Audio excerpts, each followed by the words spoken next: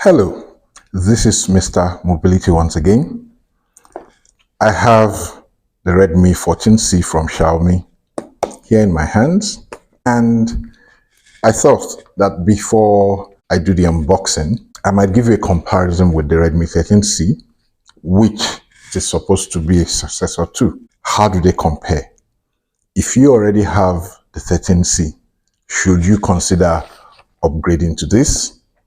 Or should you just wait for the next guy? Maybe the 15C or the 16C.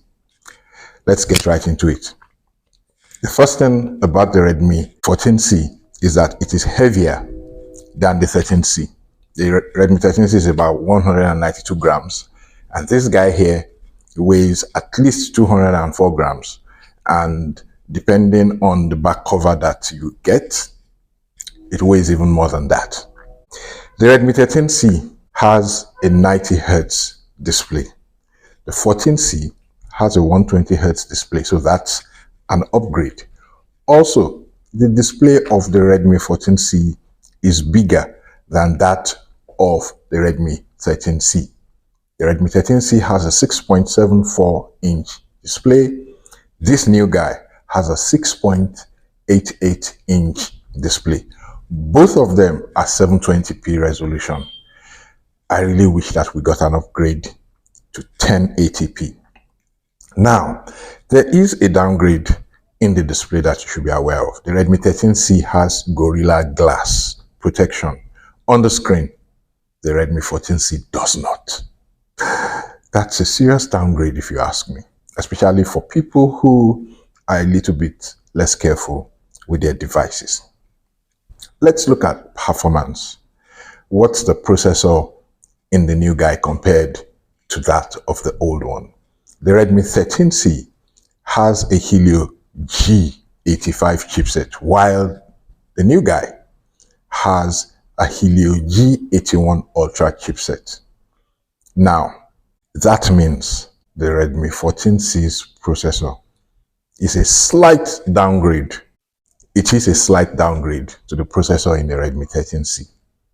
You are not likely to notice the difference in everyday usage, but if you run benchmark tests, you just notice a little drop in quite a number of the benchmark results. I don't think it's much of a big deal. In most entry-level and mid-range smartphones released this year, there have been no clear upgrades in their processors. Economic reasons and all the other reasons you can imagine. How about the cameras? As far as the selfie camera is concerned, the Redmi 14C's camera is an upgrade. It has a 13 megapixel selfie camera compared to the Redmi 13C's 8 megapixel camera. If you flip the phones to the back, the cameras are exactly the same. It's the same rear cameras in the Redmi 13C that we get in the Redmi 14C. How about infrared blaster or infrared port for those of us old school people?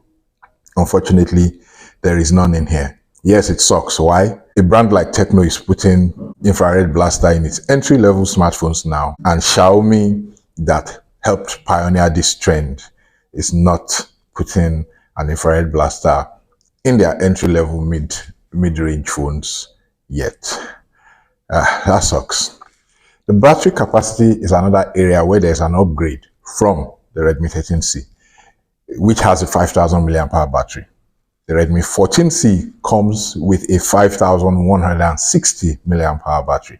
So that's a 160 mAh difference. It may not seem like much, but if you are ever struggling to get through your day or some time out and you have 160 mAh battery capacity left, you will appreciate it.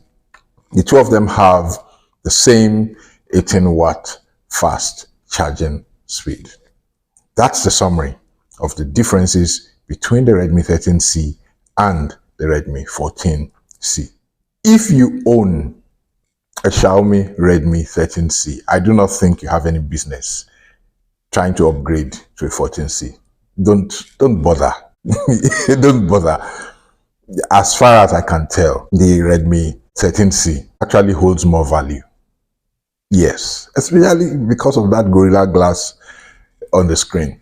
The 90 hertz refresh rate versus the 120 hertz refresh rate, I'm not sure you will notice any serious difference in usage at this level.